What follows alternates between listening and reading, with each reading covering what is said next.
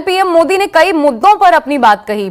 इनमें से एक कर्ज माफी को लेकर भी थी। पीएम मोदी ने कल दिया अपने इंटरव्यू में क्या कहा कर्ज माफी को लेकर, इस पर कांग्रेस ने कैसे पलटवार किया, सुनिए।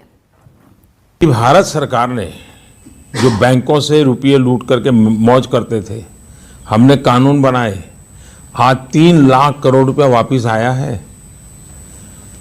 जिसको आप कहते हैं कि लोग मौज करते हैं, 3 लाख करोड़ रुपया वापस लाने का काम इस सरकार ने किया है। तो ये दोनों की तुलना करके लोगों को उकसाने वाला झूठ नहीं बोलना चाहिए, और कोई जिम्मेवार राजनीतिक दल हो तो उसने बिल्कुल नहीं बोलना चाहिए। तीसरी बात है, अगर कर्ज माफी से किसान का जीवन मुक्त होता है, मदद होती है, तो बिल्कुल करना चाहिए।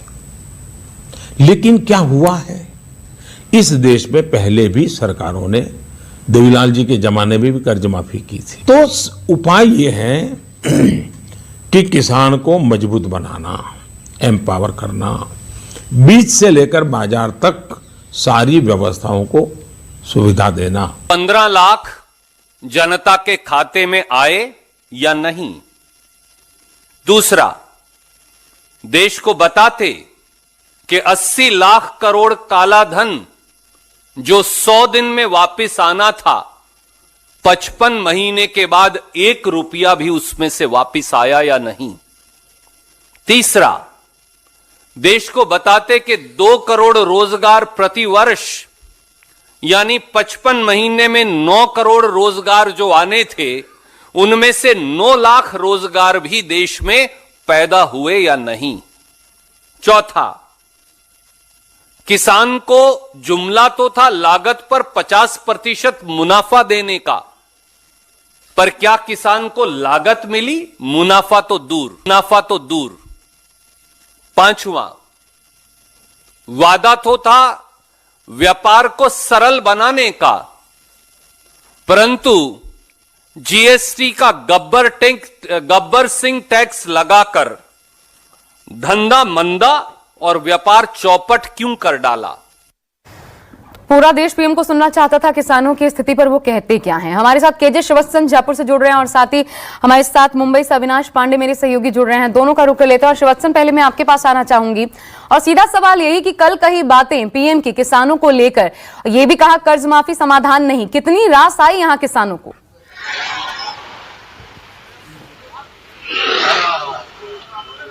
जी देखिए, कर्ज माफी का मुद्दा राजस्थान में सबसे बड़ा मुद्दा था, क्योंकि यहाँ पर किसान सुसाइड तक करने लगे थे। यहाँ पर कई सारे लोग हैं, मैं इनसे बातचीत करने की कोशिश करता हूँ। ज्यादातर लोग किसान परिवार से ही आते हैं। ये सरकार ने बोला था कि कर्ज माफी करेंगे, तो कितना फायदा हुआ इसका? आपको लगता है कर्ज माफी एक उपाय है किसानों के लिए, या कुछ और करना चाहिए था? कर्ज माफी वाले में काफी कुछ करना चाहिए था। गहलोत साहब ने सबके कर्ज माफ करने के लिए कहा था।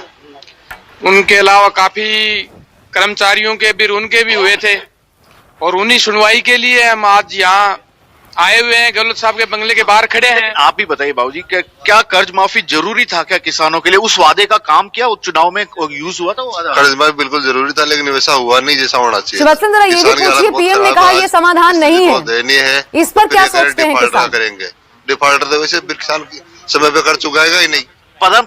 प्रधानमंत्री नरेंद्र मोदी ने कल साफ साफ बोल दिया कि कर्ज माफी कोई समाधान ही नहीं है। क्या आप भी मानते हैं? ना, बिल्कुल नहीं मानते। फिर क्या चाहते हैं? कर्ज माफी किसान की हालत में कर्ज माफी होना चाहिए। किसानों को ऐसे छोड़ दिया जाए? ऐसा प्रधानमंत्री कह रहे कर्ज माफी उपाय नहीं है, क्या किया? देखिए, किसान इस देश का पालनहार है, एक अन्नदाता है, और वास्तव में बहुत सारे किसान इस कर्ज से लेकर के अपनी फसल बोते हैं और फसल से मुआवजा लेते हैं। लेकिन राजस्थान के अंदर कर्ज माफी केवल डिफॉल्टर किसानों की हुई है, उसका हम पूर्ण विरोध करते हैं। क्योंकि जो वास्तव के अंदर डिफॉल्टर थे, जो जिनकी नियति में खोट था, उन व्यक्तियों के तो कर्ज माफ हो गए, लेकिन जो किसान अपने अन्य जगह से कर्ज लेकर करके उस कर्ज को चुका रहे थे, उनके लिए बड़ा कुठाराघात हुआ है। और हमारा मानना है कि यदि सभी किसानों की एक लेवल तक यदि कर्ज माफी होती है, तो अन्नदाता के लिए बड़ी अच्छी, बेहतर। चलिए, तो भले पीएम जो भी सोचे, लेकिन किसान चाहते हैं कि कर्ज माफी हो, और शायद यही कारण है कि 3 हिंदी भाषी राज्यों में यहां पर बीजेपी को मात खानी पड़ी है। हम मुंबई का रुख कर लेते हैं। अविनाश पांडे मेरे साथ जुड़े हुए हैं। अविनाश, यहां के किसान क्या कहते हैं? कल जो पीएम ने बातें कही किसानों को लेकर, कर्ज माफी को लेकर के, ये बातें रास आई, किसानों को अच्छी लगी?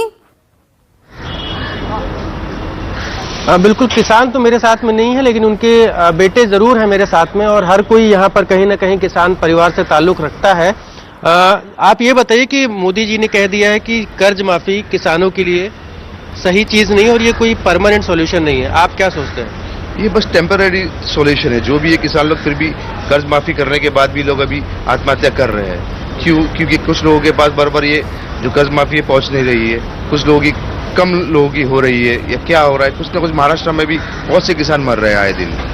अल्ताफ जी, आप क्या कहेंगे? महाराष्ट्र में किसानों की मौत का आंकड़ा जो बहुत ज्यादा है, कर्ज माफी सॉल्यूशन है? देखिए, कर्ज माफी सबसे पहले हमें ये देखना पड़ेगा कि कर्ज माफी क्यों करनी पड़ रही है। कर्ज माफी सॉल्यूशन नहीं है, लेकिन कर्ज माफी तक पहुंचने का सिचुएशन हमें क्यों आया है? क्योंकि सरकार ने किसानों के लिए सही नीतियां नहीं बनाई है, किसानों को सही भाव नहीं मिल रहा है। वजह यह है, इसकी वजह से किसानों को जो है वो आत्महत्या करनी पड़ रही है, और उनको ये जो सरकार जो भीख में उनको कर्ज माफी दे रही है उसका उनको वो हाथ में लेना पड़ रहा है। वजह, अगर सरकार अच्छे कानून लेके आए किसानों के लिए, किसानों की सुरक्षा के लिए, किसानों की जो फाइनेंशियल सिक्योरिटी है, किसानों की जो सुविधा है, जो उनको फंड्स मिलना चाहिए, वो फंड्स अगर सरकार सही वक्त पे सही जगह पे उपलब्ध करा के दे, तो मुझे नहीं लगता है कि किसानों को कर्ज माफी करनी पड़ेगी। आखिर में एक चीज और जानना चाहेंगे, गनी भाई, आप बताइए कि एमपी में किसान जी। चलिए, वक्त इतना ही था। अविनाश, आप दोनों हमारे साथ लेकिन बने जरूर रहिएगा। आप भी, श्रीवत्सन भी हमारे साथ, रमन जी भी हमारे साथ जुड़े हुए हैं। तीनों के पास मैं आऊंगी भी, लेकिन अभी एक ब्रेक का वक्त हो चला है। हालांकि स्थिति यह है, स्वामीनाथन आयोग तब से लेकर आज तक सारी सरकारों ने बात जरूर की, किसानों की स्थिति कभी नहीं बदली, यह हकीकत है। साथियों, स्किल की क्या ताकत होती है, इससे जुड़ा हर किसी का कुछ न कुछ अनुभव होगा। मुझे भी आज जब आपसे बात कर रहा हूं तो एक पुरानी घटना याद आती है, और ये तब की बात है जब मैं युवा अवस्था में ट्राइबल बेल्ट में एक वॉलंटियर के रूप में काम करता था, और कुछ संस्थाओं के साथ मिलकर के मैं उनसे काम कर लेता था। तो एक बार एक संस्था के साथ, उनके लोगों के साथ कहीं बाहर जाना था, तो उनकी जीप में हम सब जाने वाले थे, लेकिन वो जीप सुबह जब निकलना था उसी समय चली नहीं। अब वो जंगलों में भटकते भटकते वो जीप भी ऐसे ही थी। हम सब लोग लगे, काफी कुछ कोशिश की, धक्के मारे, सब किया, लेकिन गाड़ी चली नहीं। आखिरकार 7-8 बज गए, तो फिर किसी एक मैकेनिक को बुला लिया। उसने आकर के कुछ इधर उधर किया और 2 मिनट में तो ठीक कर दिया। फिर उसको पूछा कितने पैसे, तो बोले 20 रुपया। उस जमाने में 20 रुपए की कीमत बहुत होती थी। लेकिन हमारे एक साथी ने कह रहा है, यार 2 मिनट का काम और तुम 20 रुपए मांग रहे। उसका जवाब मुझे आज भी प्रेरणा देता है, मेरे मन पे प्रभाव करता है। उस अनपढ़ मैकेनिक ने कहा, साहब ये 2 मिनट का 20 रुपया नहीं ले रहा हूं, 20 साल से काम करते करते मैंने जो स्किल मेरे में आई है, जो अनुभव जुटाया है, ये 20 रुपया उसका है। मैं समझता हूं यही होती है स्किल की ताकत। स्किल आपके काम का ही नहीं, आपके भी प्रतिभा को, प्रभाव को प्रेरक बना देता है।